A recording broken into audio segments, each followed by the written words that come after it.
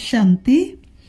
7 मार्च 2025 प्रातः मुरली। ओम शांति। बाप दादा मधुबन। आज बाबा ने सुनाया मीठे बच्चे, ये अनादि अविनाशी बना बनाया ड्रामा है। ये अनादि अविनाशी बना बनाया ड्रामा है। इसमें जो सीन पास हुई वह फिर कल्प के बाद ही रिपीट होगी, इसलिए सदा निश्चिंत रहो। मीठे बच्चे, ये अनादि अविनाशी बना बनाया ड्रामा, इसमें जो सीन पास हुई वह फिर कल्प के बाद ही रिपीट होगी, इसलिए सदा निश्चिंत रहो। आज की मुरली से प्रश्न भाव ने किया, यह दुनिया अपनी तमो प्रधान स्टेज पर पहुंच गई, उसकी निशानियां क्या है? यह दुनिया अपनी तमो प्रधान स्टेज पर पहुंच गई है, उसकी निशानियां क्या है? उत्तर, दिन प्रतिदिन उपद्रव होते रहते हैं। कितनी घमसान हो रही है। चोर कैसे मार पीट कर लूट ले जाते हैं। बिना मौसम बरसात पड़ती रहती है, कितना नुकसान हो जाता है। ये सब तमो प्रधानता के चिन्ह हैं। बाबा ने कहा, तमो प्रधान प्रकृति दुख देती रहती है। तुम बच्चे ड्रामा के राज को जानते हो, इसलिए कहते हो नथिंग न्यू, कोई नई बात नहीं। बनी बनाई बन रही, अब कछु बननी ना है। ओम शांति। अभी तुम बच्चों पर ज्ञान की वर्षा हो रही है। तुम हो संगम युगी और बाकी जो भी मनुष्य है वह सब है कलयुगी। इस समय दुनिया में अनेक मतांतर है। तुम बच्चों की तो है एक मत, जो एक मत भगवान की ही मिलती है। वे लोग भक्ति मार्ग में जप तप तीर्थ आदि जो कुछ करते हैं वह समझते ये सब रास्ते भगवान से मिलने के हैं। कहते भक्ति के बाद ही भगवान मिलेंगे, परंतु उनको ये पता ही नहीं कि भक्ति शुरू कब होती है और कब तक चलती है। सिर्फ कह देते भक्ति से भगवान मिलेगा, इसलिए अनेक प्रकार की भक्ति करते आते हैं। ये भी खुद समझते हैं कि परंपरा से हम भक्ति करते आए हैं। एक दिन भगवान जरूर मिलेगा। कहेंगे ढूंढे से राम मिलत ना, मेरी राम लगन छूटत ना है। और भगवान को याद करते रहो, वो तो कभी ना कभी मिलेगा। कोई ना कोई रूप में भगवान मिलेगा। क्या करेंगे? जरूर सदगति करेंगे, क्योंकि वह है ही सर्व का सदगति दाता। भगवान कौन है, कब आएगा ये भी नहीं जानते। महिमा बल किस्म किस्म की गाते। कहते भगवान पतित पावन ज्ञान का सागर है। ज्ञान से ही सदगति होती है, ये भी जानते हैं। भगवान निराकार है, जैसे हम आत्मा भी निराकार है, पीछे शरीर लेती हैं। हम आत्माएं भी बाप के साथ परम धाम में रहने वाली हैं। हम यहाँ की वासी नहीं हैं। कहाँ के निवासी हैं ये भी यथार्थ रीति नहीं बतलाते हैं। कोई तो समझते हैं हम स्वर्ग में चले जाएंगे। अब सीधा स्वर्ग में तो किसको भी जाना नहीं है। कोई फिर कहते ज्योति ज्योति में समा जाएंगे। ये भी रोंग है। आत्मा को विनाशी बना देते हैं, मोक्ष भी हो ना सके। जबकि कहते बनी बनाई बन रहे। ये चक्र फिरता ही रहता है। हिस्ट्री ज्योग्राफी रिपीट होती है, परंतु चक्र कैसे फिरता है ये नहीं जानते। ना चक्र को जानते, ना ईश्वर को जानते। भक्ति मार्ग में कितना भटकते हैं। भगवान कौन है ये तुम जानते हो। भगवान को फादर भी कहते हैं, तो बुद्धि में आना चाहिए ना। लौकिक फादर भी तो है, फिर हम उनको याद करते हैं। तो 2 फादर हो गए, लौकिक और पारलौकिक। उस पारलौकिक बाप से मिलने के लिए इतनी भक्ति करते हैं। वह परलोक में रहते हैं। निराकारी दुनिया भी है जरूर। बाबा ने कहा वह परलोक में रहते हैं, निराकारी दुनिया भी है जरूर। तुम अच्छी रीति जानते हो, मनुष्य जो कुछ करते हुए सब है भक्ति मार्ग। रावण राज्य में भक्ति ही भक्ति होती आई है। रावण राज्य में भगवान को ढूंढते ही रहे, भक्ति करते रहे, दर दर भगवान को ढूंढते रहे, ठोकर खाते रहे। बाबा ने कहा ज्ञान हो ना सके, भक्ति से कभी सदगति नहीं हो सकती। बाबा ने कहा सदगति करने वाले बाप को याद करते हैं तो जरूर वह कभी आकर सदगति करेंगे। जीत लिया दिल बाबा तूने प्यार हमें करके, अपना बनाया बाबा दुलार हमें करके। तो देखो हमने तो कहाँ कहाँ भगवान को ढूंढा, लेकिन हमको क्या पता था कि भगवान घर बैठे मिल जाएंगे। तो तुम जानते ये बिल्कुल ही कैसी दुनिया है, तमो प्रधान दुनिया है। बाबा ने कहा सतो प्रधान थे, अभी तमो प्रधान है। हम कैसे थे? सतो प्रधान, सातों गुणों से भरपूर थे, और अभी हम क्या बन गए? तमो प्रधान बन गए। कितने उपद्रव होते रहते हैं इस दुनिया में, तमो प्रधानता के कारण कितने उपद्रव होते रहते हैं। बहुत घमासान हो रहा है, चोर भी लूटते रहते हैं, कैसे कैसे मार पीट कर चोर पैसे लूट ले जाते हैं। ऐसी ऐसी दवाइयाँ हैं जो सुंघाकर बेहोश कर देते हैं। बाबा को सब कुछ पता है। ये है रावण राज्य, ये बहुत बड़ा बेहद का खेल है।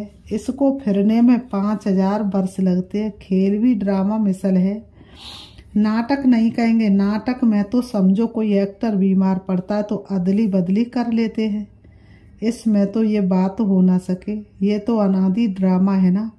समझो कोई बीमार हो पड़ता है तो कहेंगे ऐसे बीमार होने का भी, बाबा ने कहा समझो कोई बीमार हो पड़ता है तो कहेंगे ये भी ड्रामा में नूदय कल्प पहले बीमार हुआ था सो अब हो गया है। ये अनादि बना बनाया, बाबा ने कहा ये अनादि बना बनाया है, किसी ने बनाया नहीं है, बना हुआ है। और किसको तुम ड्रामा कहो तो मूझ जाएंगे। तुम जानते हो ये बेहद का ड्रामा है। कल्प बाद फिर भी यही एक्टर्स होंगे। जैसे अभी बरसात आदि पड़ती है, कल्प बाद फिर भी ऐसे ही पड़ेगी, यही उपद्रव होंगे। तुम बच्चे जानते हो ज्ञान की बरसात तो सभी पर पड़ नहीं सकती, लेकिन ये आवाज सभी के कानों तक अवश्य जाएगा कि ज्ञान सागर भगवान आया हुआ है। तुम्हारा मुख्य है योग, ज्ञान भी तुम सुनते हो, बाकी बरसात तो सारी दुनिया में पड़ती है। तुम्हारे योग में स्थायी शांति हो जाती है। तुम सबको सुनाते हो कि स्वर्ग की स्थापना करने भगवान आया हुआ है, परंतु ऐसे भी बहुत है जो अपने को भगवान समझ लेते हैं, तो तुमको फिर कौन मानेगा। इसलिए बाप समझाते कोटों में कोई निकलेंगे, तुम्हारे में भी नंबरवार जानते हैं भगवान बाप आया हुआ है। बाप से तो वर्षा लेना चाहिए ना, कैसे बाप को याद करो वह भी समझाया है। अपने को आत्मा समझो, मनुष्य तो देह अभिमानी बन गए हैं। बाप कहते मैं आता ही तब हूँ जब सभी मनुष्य आत्माएं पतित बन जाती है। तुम कितने तमो प्रधान बन गए हो, अब मैं आया हूँ तुमको सतो प्रधान बनाने। कल्प पहले भी मैंने तुमको ऐसे समझाया था।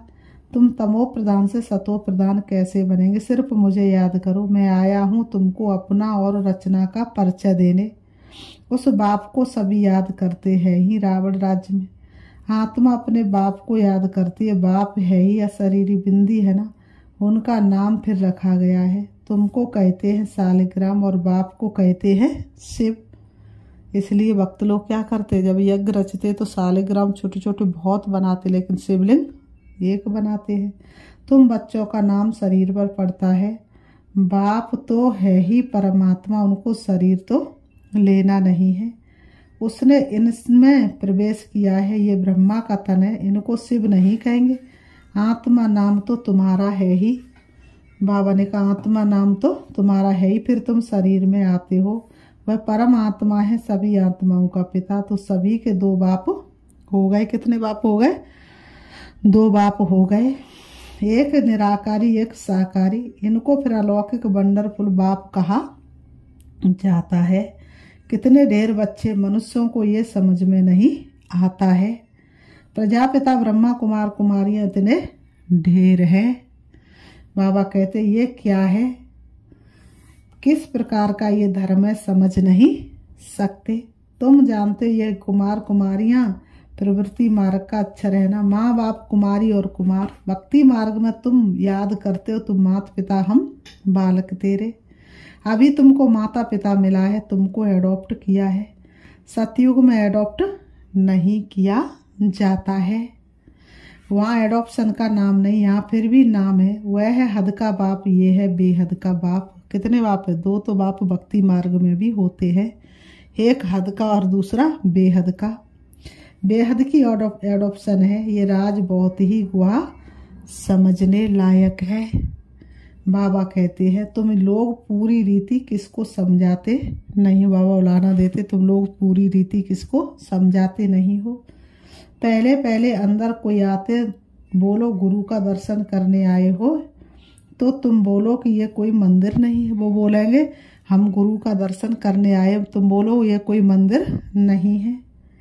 बोर्ड पर देखो क्या लिखा हुआ है, ब्रह्मा कुमार कुमारियां तो ढेर है। बाबा कहते हैं ये सब प्रजापिता के बच्चे हो गए। प्रजा तो तुम भी हो। बाबा ने कहा भगवान के बच्चे तो तुम भी हो, प्रजा तो तुम भी हो। भगवान सृष्टि रचते हैं, ब्रह्मा मुख कमल द्वारा हमको रचा है। हम है ही नई सृष्टि के, तुम हो पुरानी सृष्टि के। नई सृष्टि का बनना होता है संगम युग पर। यह है पुरुषोत्तम बनने का युग। तुम संगम युग पर खड़े हो, वे कलयुग में खड़े हैं। जैसे कि पार्टीशन पड़ गई है आजकल, तो देखो कितनी पार्टीशन है। हर एक धर्म वाला समझते हम अपनी प्रजा को संभालेंगे, अपने धर्म को हम जिन्स को सुखी रखेंगे। हर एक धर्म वाला समझते हैं कि हम सुख देंगे, लेकिन शक्तियाँ इतनी नहीं हैं जो सबको सुख दे सके। इसलिए हर एक कहते हमारी स्टेट से ये चीज़ बाहर न जाए। आगे तो राजा का सारी प्रजा पर हुक्म चलता था। राजा को माई बाप अन्नदाता कहते थे और राजा भी सारी प्रजा का ध्यान रखते थे। अभी तो राजा रानी कोई है नहीं, राजा रानी का नामो निशान खत्म। अलग अलग टुकड़े हो गए, कितने उपद्रव होते रहते हैं। अचानक बाढ़ आ जाती है, भूकंप होते रहते हैं। ये सब है दुख का मौत। माने मौत तो है, लेकिन कौन सा मौत है? दुख का मौत है। कैसे अचानक बैठे बैठे मृत्यु हो जाती है। अभी तुम ब्राह्मण समझते हो कि हम सब आपस में भाई भाई है, तो हमें आपस में बहुत बहुत प्यार से छीड़खंड होकर रहना है। हम एक बाप के बच्चे, तो आपस में बहुत प्यार होना चाहिए। राम राज्य में शेर बकरी जो एकदम पक्के दुश्मन है, वह भी इकट्ठे पानी पीते हैं। यहाँ तो देखो घर घर में कितना झगड़ा, भाई भाई भी एक थाली में खा नहीं सकते। नेशन नेशन का झगड़ा आपस में ही फूट पड़ती है। अनेक मतें हैं। अभी तुम जानते हम सब ने अनेक बार बाप से भरोसा लिया है और फिर गवाया है, अर्थात रावण पर जीत पाते हैं और फिर हारते हैं। एक बाप की श्रीमत पर हम विश्व के मालिक बन जाते हैं, इसलिए उनको ऊंचे ते ऊंच भगवान कहा जाता है। सर्व का दुख हरता सुख करता कहा जाता। अभी तुमको सुख का रास्ता बता रहे हैं। तुम बच्चे आपस में छीरखंड होने चाहिए। दुनिया में आपस में सभी है लून पानी, एक दो को मारने में देरी नहीं करते हैं। तुम ईश्वरी औलाद तो छीरखंड होने चाहिए। बान का तुम ईश्वरी औलाद कैसे होने चाहिए? छीरखंड। तुम ईश्वरी संतान देवताओं से भी ऊंच ठहरे। तुम बाप के कितने मददगार बनते हो। पुरुषोत्तम बनाने के मददगार हो, तो ये दिल में आना चाहिए। हम पुरुषोत्तम है तो हमारे में वह दैवी गुण है, आसुरी गुण है तो वह फिर बाप का बच्चा तो कहला ना सके।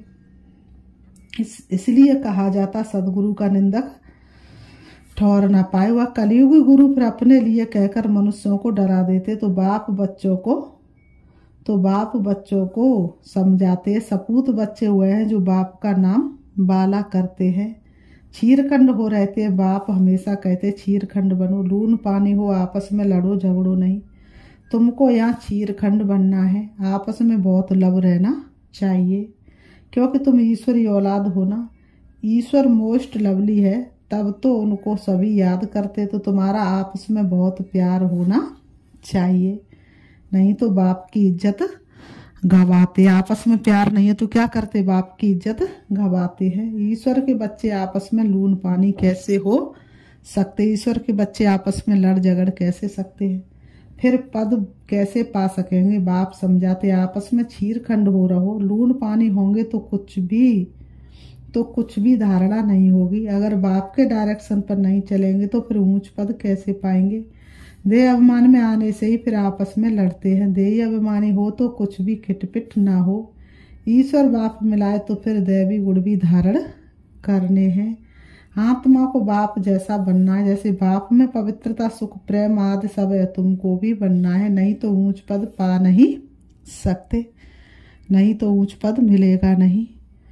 बाबा ने कहा पा नहीं सकते। पढ़कर बाप से ऊंच वर्षा पाना है। बहुतों का जो कल्याण करते वही राजा रानी बन सकते हैं। बहुतों का कल्याण करने वाले ही राजा रानी बन सकते हैं।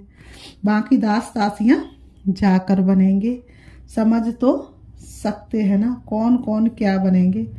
पढ़ने वाले खुद भी समझ सकते हैं। बाबा कहते पढ़ने वाले खुद भी समझ सकते। इस हिसाब से हम बाबा का क्या नाम निकालेंगे। इस हिसाब से हम बाबा का क्या नाम निकालेंगे। बाबा ने कहा ईश्वर के बच्चे तो मोस्ट लवली होने चाहिए, जो कोई भी देख खुश हो जाए। बाबा को भी मीठे हुए लगेंगे। पहले घर को तो सुधारो, पहले घर को, फिर पर दूसरों को सुधारना है। गृहस्थ व्यवहार में कमल फूल समान पवित्र और छीट कंड होकर रहो।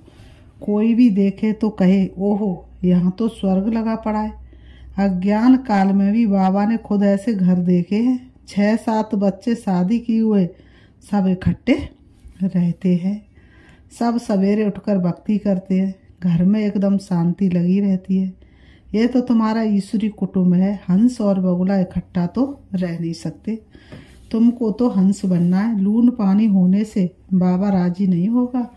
बाप कहेंगे तुम कितना नाम बदनाम करते हो। अगर छीर खंड होकर नहीं रहेंगे तो स्वर्ग में ऊंच पद पा नहीं सकेंगे।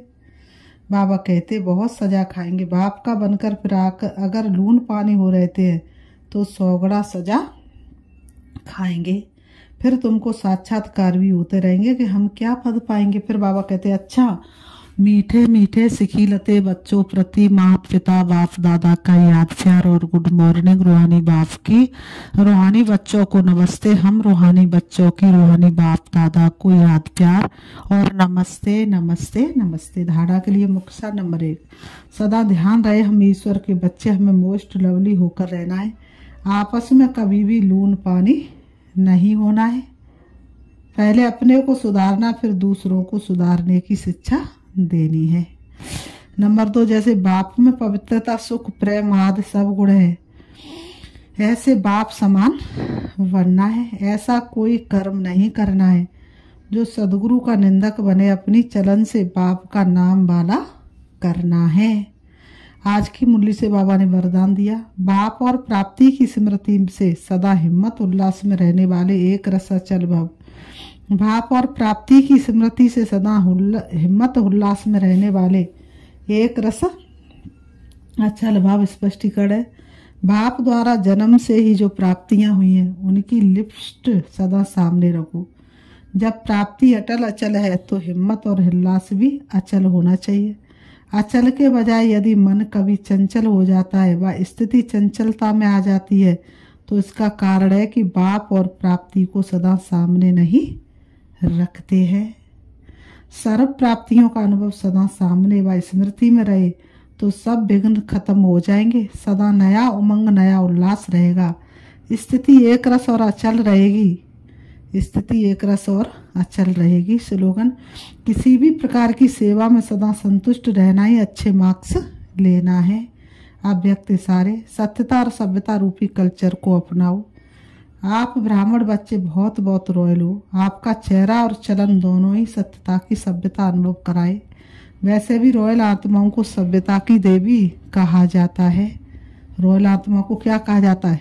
सभ्यता की देवी कहा जाता है। उनका बोलना, देखना, चलना, खाना पीना, उठना बैठना, हर कर्म में सभ्यता, सत्यता स्वतः ही दिखाई देती है। ऐसे नहीं कि मैं तो सत्य को सिद्ध कर रहा हूँ। हमने कहा ऐसे नहीं कि मैं तो सत्य को सिद्ध कर रहा हूँ और सभ्यता हो ही नहीं, तो ये राइट नहीं है। बाबा ने कहा तो ये राइट नहीं। अच्छा ओम शांति ओम शांति।